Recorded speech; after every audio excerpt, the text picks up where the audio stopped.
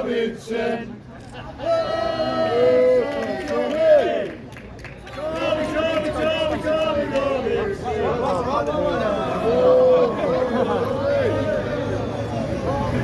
Should have gone straight to Urban Scoop, shouldn't it? Let's go to Urban Scoop and you'll be there. Lovely.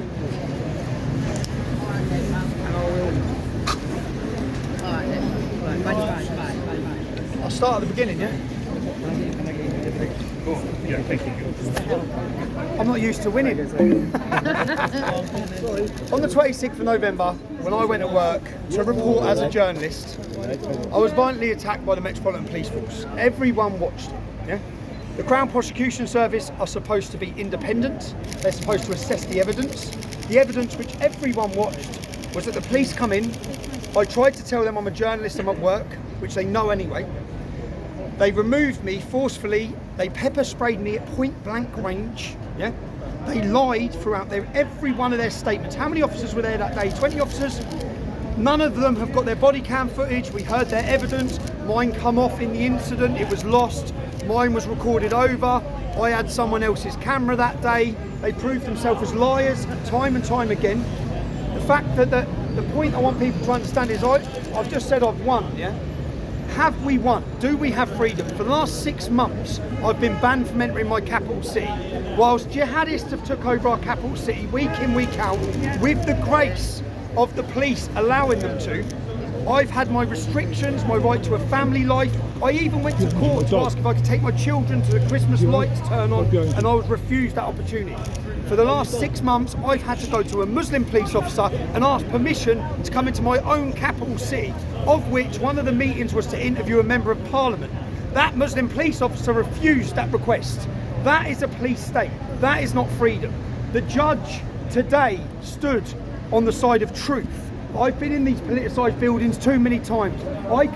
This is the 8th time, I think the 8th time I've been in court on this offence at a cost of £60,000. This is about lawfare. The process is the punishment. You may come here and get a victory, but they've had the victory because they've controlled any opposition to Hamas on the streets of our country by banning me for 6 months, okay? That's what they've done. They've also, the toll, the emotional toll, the stress, the pressure, the thought of going to prison time and time again is part, as I said, the process is the punishment. The police officers stood and gave evidence. He actually told the truth. What's turned out today is there was no lawful order. My arrest was unlawful. The pepper spraying in my face was unlawful. Their bail conditions given by a judge. We went before a judge here twice. We appealed the conditions twice to say there is no evidence against me.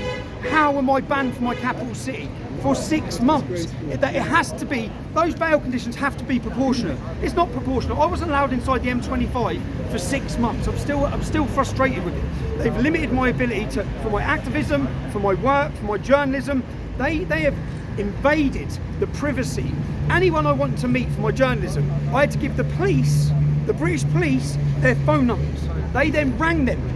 I had to tell them the times I'm meeting them, where I'm meeting them. For the last 6 months, that should not be allowed.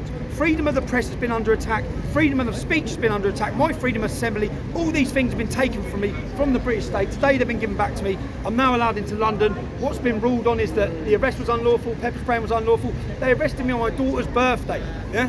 On my daughter's birthday, that's now unlawful. Their bail conditions are unlawful. This is the first time I've been freely allowed into my capital city.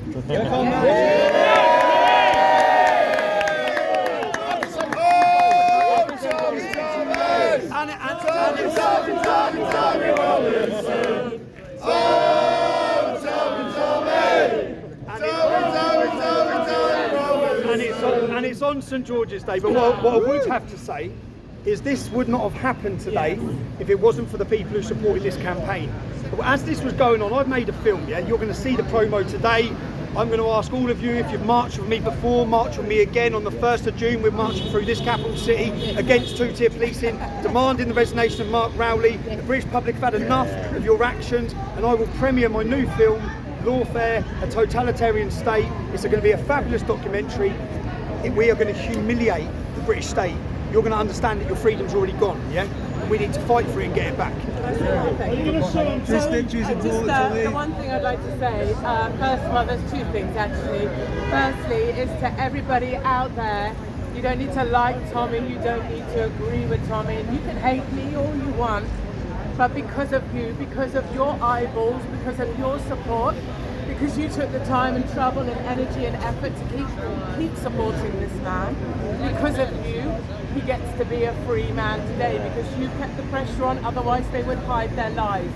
The second thing that I think is really important on St. George's Day is that the people should know, no matter what they do to Tommy Robinson will never, ever lie down. He will never, ever give up. He will always have you. And the final thing I promised to say, and I'll hand this all back to the man that matters, is that you have been made to feel over the last decade or so that you are alone. I am here to tell you, to remind Tommy every day, like the pain in the ass that I am, that you are not alone, my darlings. Tommy will stick with you, I will stick with you. You are not alone. We are many, and we are stronger together. I'm gonna kill that. It's good enough.